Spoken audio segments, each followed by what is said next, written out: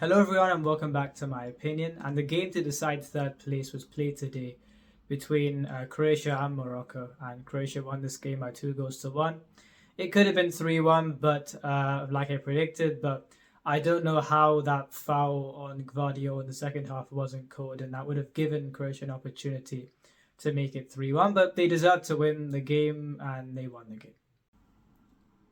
It was a great game to watch, especially in the first half. I thought Croatia dominated for two phases of play in that first half, and just after the equalising goal was scored by Morocco, there was a phase where Morocco did create some chances. But as I said, Croatia were deserved winners today. They were much the better side, and I think about two great goals from them. A very well worked free kick where Ivan Perisic headed the ball onto the path of Gvardio, who after what happened in that third goal that Argentina scored in the semi-final, I was very happy for him that he scored this goal.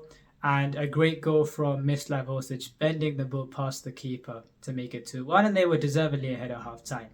And even the one goal that Morocco got was a lucky one. It wasn't a great delivery from Hakim Ziyech, and the ball bounced off a Croatian player and landing in the path of the Moroccan player just in front of the goalkeeper who headed the ball in. And I think a positive that we did see from Morocco in the last two games is that we thought, I think in the three statement wins that they got against Belgium, Spain, and Portugal, they relied on being defensively resolute. A defensive error against France early on meant that they were 1-0 down, and in this case, a well-worked free kick meant that they were 1-0 down very early again. But I think credit to them, they've shown in these last two games that when that does happen, they can take the game to the opposition. But the problem that we've seen is that the lack of clinicality does show. I think that apart from that one leaping header that he scored against Portugal to take his side into the semi-finals, Youssef Nesri hasn't had a great tournament in this case, and even in La Liga with Sevilla, he scored 2 goals in 27 games where his side are near the relegation zone. So he hasn't really had a great time of it. And I think there is Hamdallah as well, who is the other number 9, but he usually gets used as a sub. I mean, maybe they could start him, I don't know. But we have generally seen that there has been a lack of clinicality in these last two games with this Moroccan side. And even before, they went on a lot of counter-attacks in the other games, even the games that they did win, where the attacks fizzled out on many occasions. And if they do get at least one more player who can affect something in that final third, I think it will help them a lot. They have shown that they can, defend predominantly the majority of the time in some games. And when they do concede early, they can take the game to the opposition. And even the likes of Hakim Ziyech, I mean, look, he is a very talented player, and especially when he's on corner kicks or free kicks with what he can do. As an opposition, you are wary of what can happen, but he doesn't really do too much open play. Apart from one or two passes today, for example, where we saw the 1-2 with Hakimi in the first half, he didn't really do too much, and he hasn't really done too much in open play in this competition. And I mean, he is nowhere near the most influential player in the side. The likes of Amrabat and even Unai, who I think has been excellent in this tournament, have been much more influential, and even Buffal as well.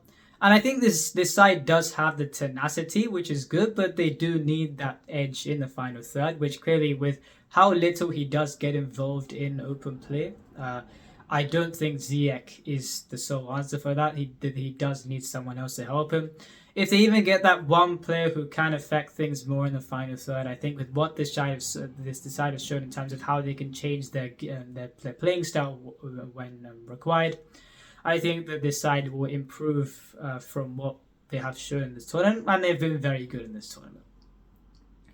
And for Croatia, a side that, a country that has a population of 4 million, and yet they've really shown themselves to be a footballing force in the last few years.